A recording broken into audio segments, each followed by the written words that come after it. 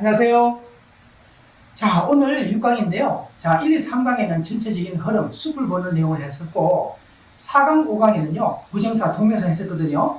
자, 이제 기본적으로 이제 순서는 이렇게 합니다. 구독자님들의 의견을 좀 많이 반영하고요. 자, 두 번째는 제가 평소 때 질문을 가장 많이 받던 거, 그런 것들이 아무래도 다른 학생들도 궁금해하지 않을까, 이런 문제들을 염두에 두고 가장 절실하다 싶은 것부터 먼저 선정해서 합니다. 자, 오늘은 형용사 어순인데 제목은 별거 아니어 보이죠. 자, 그런데 사실 굉장히 중요합니다. 왜인지는 곧 알게 돼요. 자, 일단은요, 제가 그 흐름을 먼저 소개드리면서 나중에 정리된 걸 함께 보면은 딱 정리되어 있으니까 한눈에 좀 이해될 것 같습니다. 자, 먼저요, 형용사의 기본의 그 기능이 뭡니까? 명사와의 관계죠. 그러면 첫 번째, 항상 이 두 가지는 기억을 해야 됩니다.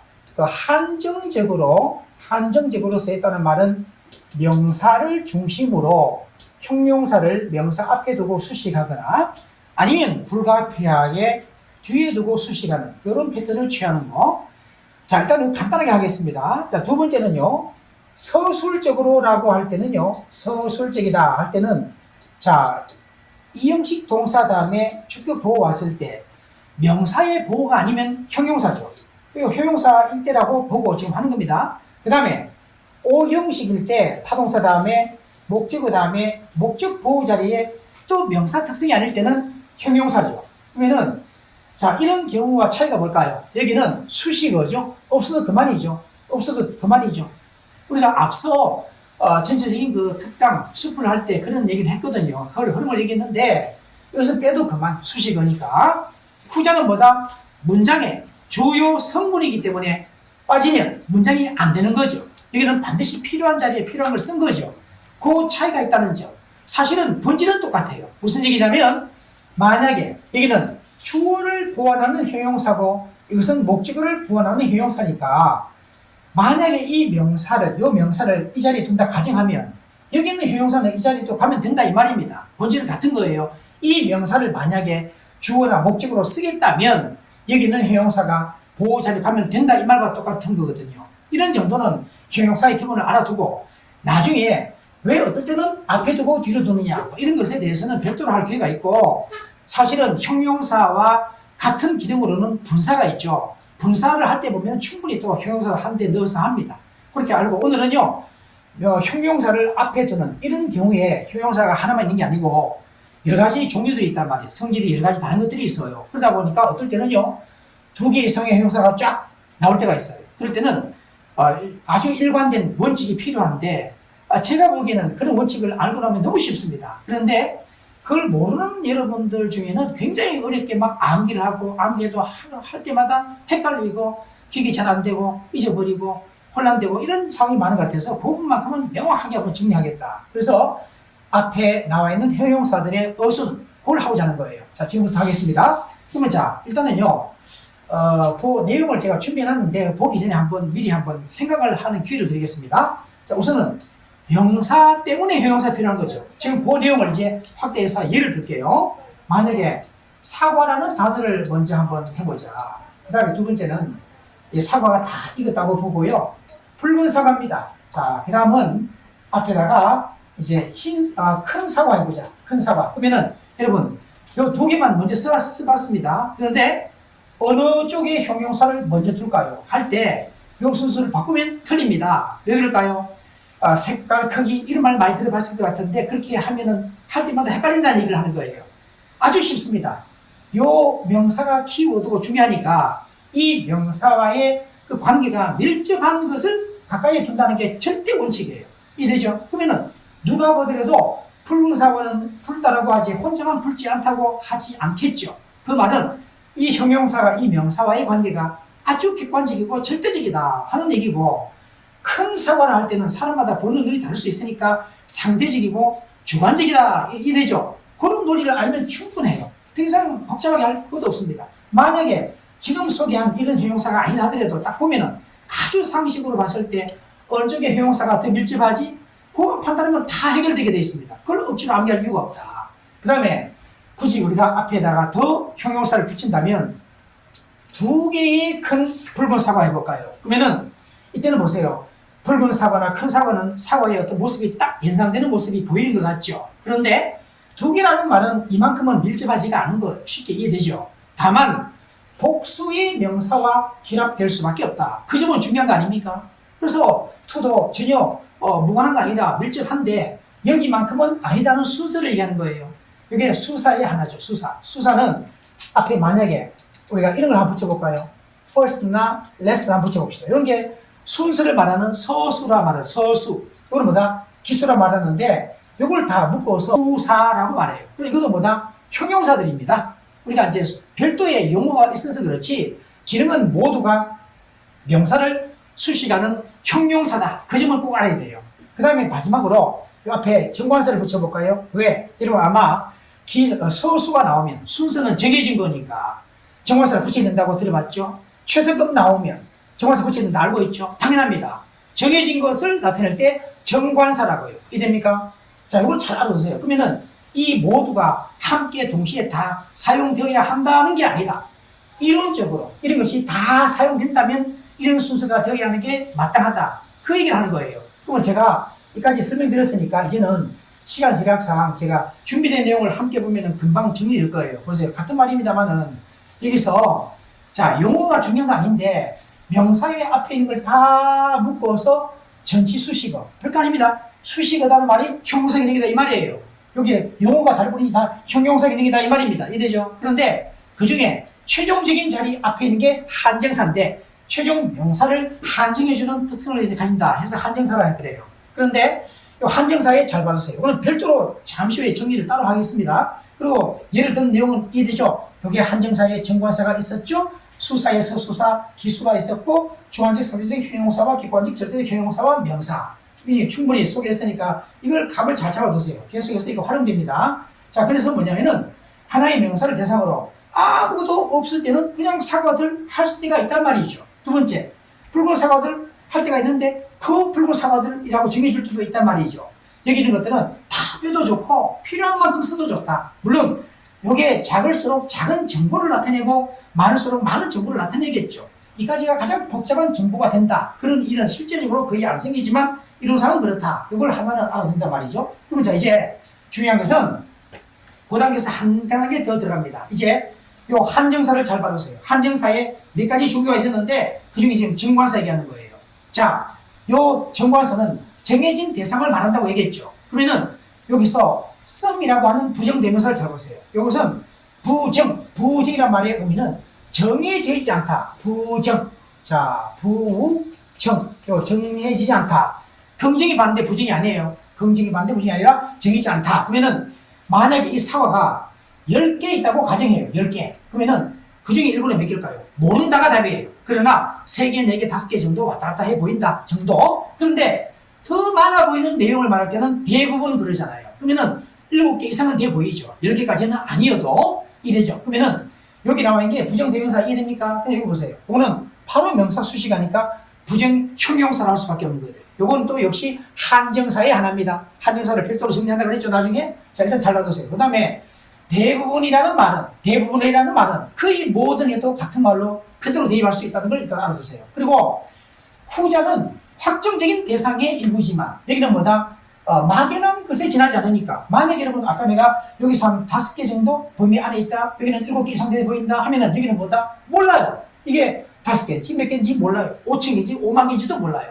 더 막연하죠. 여기는 구체적인 대상이 있는 가운데 일부고 대부분인데 여기는 처음부터 그런 배경이 없으니까. 그러나 부정 형용사도 사용되고 부정대명사도 사용된다는 걸 동시에 알아둬야 돼요. 그래서 우리가 이 부분이 중요한 이유는요. 형용사를 하다 보면은 부정대명사, 부정형용사, 관사, 한정사, 명사가 다 해결돼요. 그래서 중요하다는 겁니다. 여러 가지 내용들이 여기에 다 설명이 돼요. 그리고 일단은요, 요 내용을 지금 잘 봐두고 요 내용에 대해서는 지금 간략하게 설명하고 다음 시간에 이어서 가는데 어차피 내용이 이어집니다. 계속. 그래서 여기는 보세요.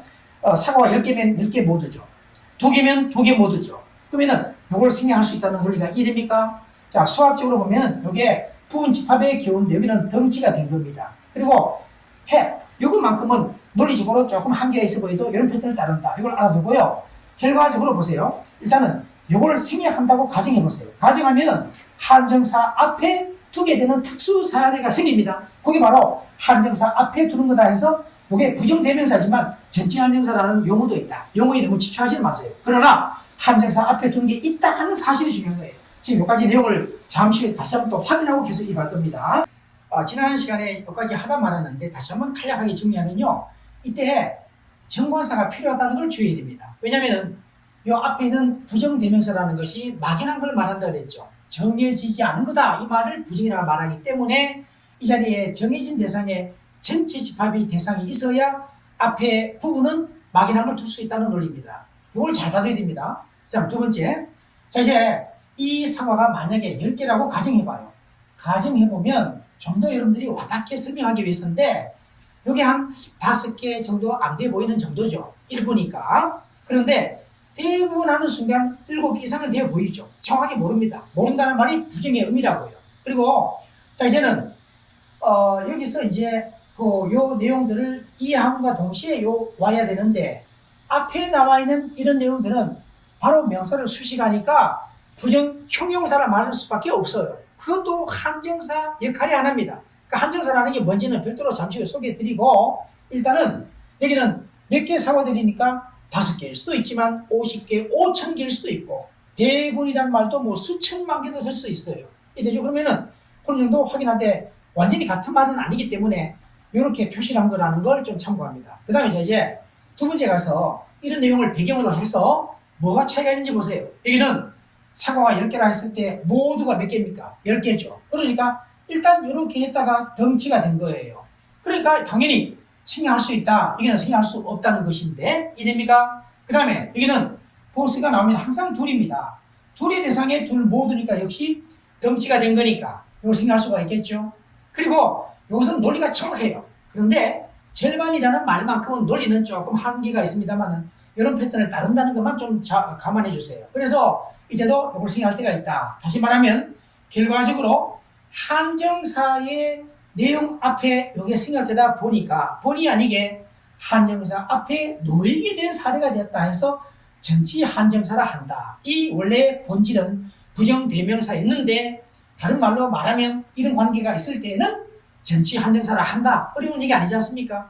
이 용어 자체가 뭐 어색하겠지만 그 정도는 참고할 필요가 있습니다. 그 다음에 마찬가지로 형용사 할 때는 명사를 수식할 때 막연하죠. 여기는 확정적인 대상의 모두나 등등인데 여기는 확정적인 대상을 안 두고 썼으니까 막연할 수밖에 없다. 그런 게 부정형용사의 특징이다 하는 점을 알아두고요. 그러면은 요 다음 페이지는 요 2번 내용을 다시 소개하면서 이어지는 내용을 들어갈 겁니다. 왜냐면은 그게 연결된 내용이다 보니까 어쩔 수 없이 한눈에 봐야 이해가 되거든요. 그래서 이렇게 한 겁니다. 보세요. 그러면은 이건 지금 했던 내용입니다. 다시 한번 확인하면 이때 전사를 어떻게 할 수 있다고요?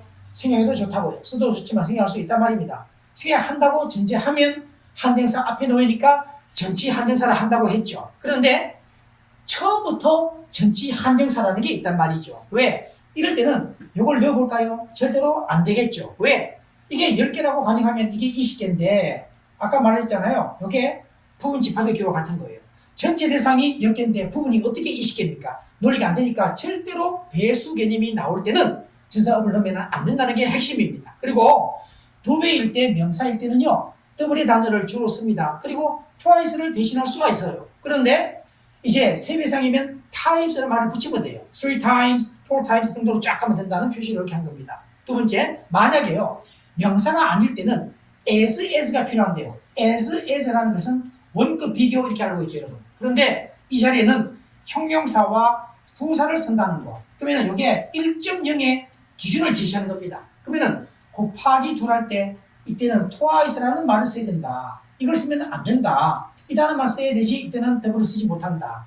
자, 명사할 때는 이렇게 할 수 있고 형용사, 부사할 때는 as가 필요하고 뭐뭐에 몇 배 몇 배 할 때는 이렇게 해야 된다 이 말입니다. 3배 이상일 때는 times라는 말을 붙이는 논리는 똑같습니다. 일단 이 정도 하고 난 다음에 이제 뭘 하느냐면은 이제 지금 우리가 6강에서 이미 쭉 소개했던 내용을 재확인하라는 취지입니다. 그런데 내가 한정사라는 게 뭐다? 요즘을 내가 설명한다 그랬죠. 한정사 정말 중요합니다. 한정사는요, 관사, 부정관사, 정관사, 정관사를 활용해 봤습니다. 소유격, 지시형용사, 부정형용사도 몇 개 활용해 봤습니다. some, most, all 같은 거 활용했죠. 수량형용사, man이나 much 같은 겁니다. 그럼 자 보세요. 우선은 여기서 내가 요 정관사를 동반한 이런 것과 부정관사를 동반한 걸 차이를 구분해보자는 취지인데, 잘 보세요. 정관사 자리에는 요걸 대신할 수 있습니다. 소유격과 지시형용사 대신할 수가 있어요. 왜냐면은 만약에 이렇게 보세요. 지시형용사 did나 does 같은 말을 넣어보세요. 그러면은 그의 사과들, 나의 사과들 정해지겠죠. 이 사과들, does, 그런 사과들 정해지겠죠. 정해진 대상을 말한다는 점에서는 똑같으니까 결국은 한정사라는 걸 이제 압축적으로 설명하게 되면요. 정관사와 소유격과 지시형용사는 서로 주고받을 수 있는 관계고 같은 성격의 한정사다. 결국은 최종 명사를 보았을 때 한정사라는 말은 확정적으로 볼 때 쓰는 한정사가 있고 그 나머지는 확정적이지 아니할 때 쓰는 거다, 이 말을 하고 싶은 거예요. 그게 핵심입니다. 그러면 여기서 보세요. 부정관사라는 말은 막연한 어떤 하나를 말할 때 쓰이잖아요. 이됩니까? 확정적인 게 아닌 반대잖아요. 나머지 보세요. 부정형용사 아까 우리가 이미 some apples 막연하다고 그랬지 않습니까? most 하더라도 막연하다고 했지 않습니까? all 하더라도 막연하다고 그랬죠. 이게 다 뭐다? 부정형용사라고요. 이됩니까? 그리고 many를 해볼까요? 역시 수량형용사인데 많은 사과들 몇 개입니까? 모릅니다. 모른다는 얘기예요. 그래서 우리가 한정사는 골치 아프게 생각하지 마세요. 한정사는 최종적인 명사를 한정해준다 해서 한정사인데 구체적으로 정해주는 논리로 한정해줄 때는 정관사와 소유격과 지시형용사를 서로 대신할 수 있다. 꼭 알아두세요. 두 번째, 그 나머지들은 막연할 때 쓰는 것들이다. 물론 경우에 따라서는 이런 거 한정사 전혀 안 쓰더라도 막연하게나마 사과들 해서 그냥 이런 말만 써도 될 때가 있다고. 이게 다 없어도 막연하게 사과들 이런 말만 할 때는 이것만 써도 될 때가 있다고요. 안 된다는 말이 아니라고요. 쓴다면 이런 논리를 가지고 쓴다는 얘기고, 여기 나와 있는 이런 중간에 있는 것들 모두가 사실 이걸 포함해서 이 모두가 뭐다? 형용사 기능들에 다 속하는데 용어상 부득이하게 이해하기 쉽게 전달하기 위해서 이런 용어를 서로 구분하실 뿐이지 품사가 뭐냐 하면은 다 형용사로 하면 돼요. 그리고 우리가 아마 품사할 때 기억납니까? 품사할 때 보면은 우리가 명사, 대명사, 형용사, 부사 뭐 이렇게 쭉 8개 했는데 그게 관사란 말은 안 했죠. 왜? 관사란 말이 사실은 독립된 품사라기보다는 바로 명사 앞에 소속되어 있는 하나의 이 전치 수식의 하나에 지나지 않은 겁니다. 그리고 명사의 내용을 제대로 이해한다면 또 관사는 제대로 이해되게 되는 종속된 요소의 하나예요. 그래서 우리가 이게 중요한 이유가 뭐냐면은 제가 형용사 어순을 함과 동시에 두 번째 명사의 특성을 동시에 계속 얘기하는 거예요. 두 번째는 뭐다? 또 한정사라는 존재 이유와 그 원리와 사용되는 용도를 계속 얘기하는 거예요. 결국은 이런 내용을 알면 관사라는 개념도 굉장히 쉽게 잡힙니다. 별거 어렵지 않아요. 이렇게 해서 여기까지 정리하면서 이제 좀 더 본격적인 내용으로 실전적인 문제를 한번 확인하겠는데요. 제가 이 시간에 실제 문제가 이거는 자주 나오는 거 대표만 좀 넣었습니다. 그럼 난 다음에 또 우리가 최근에 나왔던 수능 실제 문제에 쫙 보면은 뭐 엄청나게 많아요. 근데 그런 것들을 이 시간에 다 못하니까 우리가 이제 여기까지는 끝내고 난 다음에 다음 시간에 또 한 번 더 할 겁니다. 그만큼 중요하기 때문에 이제 우리가 두 번, 세 번 나눠서 하는 거예요. 그런 점을 좀 참고하고 해보세요. Both Rickies and Gases have 했는데 일단은 both A and B가 복수라는 걸 알고 있죠. 복수.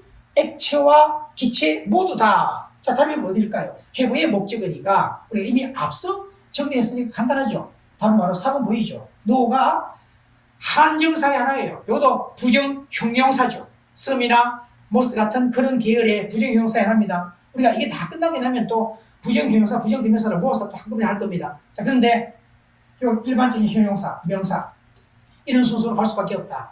한정사, 형용사, 명사 이런 순서가 되고 여기 이미 부정대명사고 부정대명사니까 뒤에 또 명사가 올 수가 없겠죠. 틀렸고 그 다음에 보세요.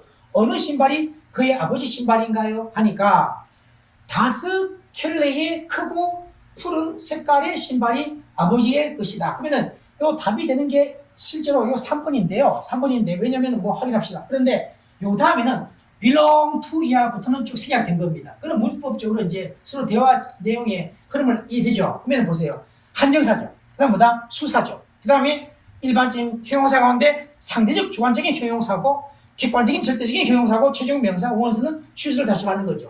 이런 정도의 내용이 가장 그나마 복잡하게 나온 문제예요. 더 이상 복잡할 이유는 전혀 없습니다. 나중에 제가 이 시간 끝나면 뭐 한다고요? 이 내용들을 쭉 문제별로 쭉 보면서 그런 오늘 했던 내용의 형용사의 어순에 관련된 내용, 그런 것들을 종합적으로 한번 쫙 정리하면 완벽하게 이해될 겁니다. 자, 지금까지는 이제 6강, 7강까지 형용사의 어순에 관한 내용들을 배경을 설명하고 일부 문제만 보았는데, 그런 문제가 굉장히 많습니다만 핵심만 얘기했는데, 아마 최근의 문제가 오히려 더 여러분들이 와닿을 것 같아서 이걸 할 것입니다. 이건 다음 시간에 하도록 할 테니까 여러분 했던 내용 잘 이해 안 되면 다시 한번 복습해 주세요. 바로 이어가서 설명드리도록 하겠습니다. 자, 이 내용은 여러분이 가장 최근에 아마 경험했거나 봤거나 하는 그런 내용을 아무래도 예를 들면 좀 더 쉽게 와닿지 않을까 해서 이렇게 선정한 겁니다. 사실 또 그래야 되는 거죠. 지금 현재 우리가 다루고 있는 내용에 가장 밀접하게 해당될 수 있는 내용이라야 도움이 되지 않겠습니까? 그래서 제가 이거 말고도 중요한 문제들도 많지만은 그런 것보다는 이게 낫다 싶어서 본문 내용에 이런 것은 긴 문장들을 생략하고 관련된 내용이 있을 때만 그 내용을 반영했다는 얘기고요. 실제 또 요 19번의 문제는 우리가 앞서 1강 할 때부터요, 그 품사의 내용을 설명할 때도 활용했던 그 문장이기도 해요. 자, 아무튼 간에 우리가 지난 시간에 했던 내용을 잘 기억해 보세요. 먼저 봅니다. 이게 뭡니까? 부정관사 그러죠. 부정관사는 어떤 하나라는 정해져 있는 어떤 하나의 막연한 걸 말하죠. 그런데 그 뒤에 여기 한정사의 하나니까 한정사가 맨 앞에 있고 난 다음에 뭐 온다? 일반적인 형용사가 오는데 최종적인 명사가 키워드고 이 명사와의 관계가 가장 밀접할수록 명사에 가까이 붙어 있다고 했죠. 그럼 보세요. best라는 말은 우리가 good, better, best니까. 자, 그러면은 제가 색깔을 좀 달리 할게요. 자, 이 단어는 우리가 good, 그리고 better, best 이렇게 우리가 잘 알고 있지 않습니까? 그러면은 형용사와 부사는 비교급, 최상급이 있으니까 이 자리에는 최상급을 쓴 거예요. 본질은 기본 원형은 뭐다? 원급은 good 되니까 good time이라는 말이 더 밀접하고 personal 단어는 좀 더 떨어져도 좋은, 좀 더 상대적이고 주관적인 성격의 단어다. 이해되죠? 그런 정도 판단할 수 있으면 된단 말입니다. 제가 67강에서 사과 얘기를 한참 했는데 그때는 좀 더 우리가 눈에 선하게 쉽게 좀 와닿게 했는데 이런 것도 별거 차이가 없죠. 그리고 또 한 가지 부정관사는 한정사라 했는데 처음에는 막연한 어떤 하나라고 말했다가 다시 말할 때는 구체적으로 지정해 줄 때가 많으니까 정관사로 바꾸든지 소유격으로 바꾸든지 아니면 지시 형용사로 바꿀 수도 있다. 한정사는 크게 봤을 때 최종 명사의 대상이 확정적으로 갈 때는 정관사와 소유격과 지시 형용사, 그 나머지는 막연한 경우이다 라고 했었죠. 그러니까 적용해보는 겁니다. 자, 이제 이런 내용이 계속 이어갑니다. 자, 그러면은 약간씩 달라진 거는 달라진 대로 제가 그 배경을 좀 더 추가 설명할 거예요. 자, 여러분 지난 시간에 했던 내용이 잘 이해가 됐다면 여기서 생각된 게 뭘까요? 자, all과 both와 have 여기서는 이 자리에 전사업을 생략할 수 있다 없다? 있다고 했죠. 여기 있는 모든 가능한 시나리오가 10개 있다 가정했을 때 모두는 10개잖아요. 써도 되지만 생략할 수 있다는 게 중요하다. 기억납니까? 그래서 우리가 결국은 생략하고 안 보이니까 정관사인 한정사의 앞에 있다 해서 all과 both와 have 또 배수 이런 것들은 뭘 한다? 전치 한정사라 하기도 한다. 물론 원래 그 배경은 부정 대명사였다 하는 거 기억나죠? 자, 그 다음에 이때는 정관사 꼭 필요한 걸 다시 한번 기억하세요. 자, 그 다음에 또 여기는 멋지배를 내뱉는데 보세요. 우리가 이 부정관사는 물론 이것 때문에 나온 겁니다. 어떤 한 지도가 있다는 겁니다. 그런데 이 자리에 better 얘기했죠? 좀 전에 그것에 대한 비교급이죠. 그러면은 이 형용사 하나 있는데 형용사 앞에서야 부사가 끼어드는 자유죠. 부사는 늘 형용사를 수식할 수 있으니까 특히 우리가 비교급을 수식할 때 사용되는 부사, 멋지가 굉장히 중요한 거 알죠? 그래서 멋지면 훨씬 더 좋은 지도 하나 이런 개념으로 연결해가고 자, 그러면 여기까지 이해됐나요? 그 다음 보세요. 자, 이번에는 또 처음에 소개해드릴 때 6강 할 때요 우리가 이제 서수 아니면 최상이 되면 정관사 필요하다고 그랬죠. 왜? 정관사는 정해진 대상을 말하니까 특정 대상을 지칭할 수밖에 없는 게 최상급이니까 서수니까. 여기서 most는 물론 형용사를 수식하는 자 여기서는요 다시 확인합니다. 자 갑니다. 자 다음 가세요. 자 여기서 요 부사 most는 이 음절의 이상의 형용사를 수식하는 부사예요. 부사 넓게 둘 수 있는 겁니다. 그 다음에 이 자리에 명사 수식하니까 실제 형용사는 하나밖에 없죠. 쉽죠? 그 다음에 여기는 보세요. 우리가 이 단어는 모음이 두 음절이 있죠. 당연히 most의 부사가 필요하죠. 여기는 단음절어이니까 es만 붙이면 된 거죠. 그런데 and를 왜 썼을까요? 원래 이 내용은 the simplest method and the cheapest method 두 개를 나열하다가 and로 합한 거죠. 이때는 형용사 두 개를 서로 성질의 그 뭔가 밀접성을 구분해서 나타낼 수가 없고 이 정도의 관계가 거의 같은 종류의 형용사라고 봐야 되지 서로 관계를 구분할 수 없을 때는 and가 요구될 수밖에 없다 이 말이에요. 우리가 앞서 육광실강 했던 내용에서 한 단계 약간 더 깊이 있는 내용까지 포함해서 지금 설명하는 겁니다. 이해되죠? 자, 그 다음에 이제 가볼까요? 자, 보세요. 우리가 그런 정도 알면 이제 나머지가 굉장히 쉬울 거예요. 자, 여기 보세요. 자, 한정사, 부정관사 있죠? 그 다음에 형용사, 명사인데 신세계라는 말은 너무나도 한 의미 덩어리로 봐야 되지 않을까요? 그만큼 굉장히 밀집한 관계라는 금방 알 수 있고 매지컬하다는 말은 상대적인 단어죠. 아무리 어떤 사람은 마법적인 모습이라 하더라도 다른 사람 볼 때는 아닌 것 같은데라고 할 수도 있으니까 상식으로 그 정도 알면 된다 이 말입니다. 이런 단어들 이리 뭐 암기할 이유가 없어요. 그 다음에 에브리 다음에는 단수만 온다는 걸 꼭 기억하세요. 나중에 요 강의 끝나면 부정대명사와 부정형용사 할 때 별도로 합니다만은 에브리는 모두 대상이지만 그 계계가 강조되기 때문에 단수가 결합될 수밖에 없다. 그리고 이것은 한정사의 하나고 부정형용사다. 그리고 그 다음에는 뭐다? 일반적인 형용사고 명사 왔다. 이랬죠? 그럼 여기는 보세요. 또 부정관사 한정사의 하나죠? 형용사, 명사. 너무나 뻔한 내용이니까 여기 또 넘어가고요. 자, 이제 이번에 또 소유격이 나왔죠. 그럼 이게 뭡니까? 역시 한정사의 하나다. 소유격이 아니라면 그 자리에 뭘 대신할 수 있다고요? 정관사와 지시대명사, 지시 형용사. 이해되죠? 그러면 이 자리에 형용사와 명사 순서 연습하는 겁니다. 이 연습의 과정을 통해서 완전히 머릿속에 딱 그냥 정착시키세요. 별거 어려운 거 아닙니다. 그 다음에 자, 똑같은 패턴인데 이미 했던 얘기처럼 형용사나 부사는 뭐가 있다고요? 비교 최상의 변화도 하니까 비교되더라도 형용사, 이제 품사가 달라진 거 없어요. 따라서 소유격인 한정사와 형용사와 그 다음에 형용사 또 나오네요. 그렇다면 늘 순서가 뭐냐? 역할의 단어가 더 밀집한 거. 이게 더 밀집하죠. 상식적으로 하는 거네요. 보다 폭넓까 아니다는 것은 다분히 상대적 주관적인 판단의 형용사죠. 뻔하지 않습니까? 마찬가지로 여기는 보세요. 형용사 하나밖에 없으니까 고민할 이유가 없습니다. 한정사와 형용사, 명사입니다. 자, 이제 우리가 요 올의 경우에는 이미 앞서 정관사 덜을 했던 걸 봤죠. 그러면 그 자리에 뭘 대신할 수 있다? 지시 형용사 또는 소유격을 대신할 수 있다. 기억납니까? 요 자리에 대사급이 생략된 거 이제는 좀 쉽죠. 그래서 이게 뭐다? 전치 한정사라 하는 것의 하나다. all, both, have를 특별히 기억하자. 그 다음에 우리 여기 지난 요 앞에에서 바로 이런 패턴 봤죠. 그러면은 최상급을 나타내고 형용사 수식하는 부사가 끼어든 것은 자유다. 그리고 최상급의 내용이었고 최종 명사 있다. 아주 간단한 겁니다. 자, 그 다음에 자 나머지도 뭐 거기에 준하는 것일 정도인데 여기서 보세요. 소유격이 이게 지시 형용사네요. 바로 한정사의 하나죠. 형용사 명사 됐죠. 또 최상급인데 보세요. 부사가 있고 또 부사가 있고 자 여기서는 잠깐요. 자 여기서 부사가 있고 요 부사가 또 부사를 수식하고 요 부사는 이렇게 과거 부사인 형용사를 수식하니까 부사가 두 개나 끼어든 거예요. 이런 것은 수식어에 지나지 않습니다. 이게 엎드려도 말은 되죠. 최상의 의미를 나타내고자 한 겁니다. 그 다음에 형용사, 명사 순서 되죠.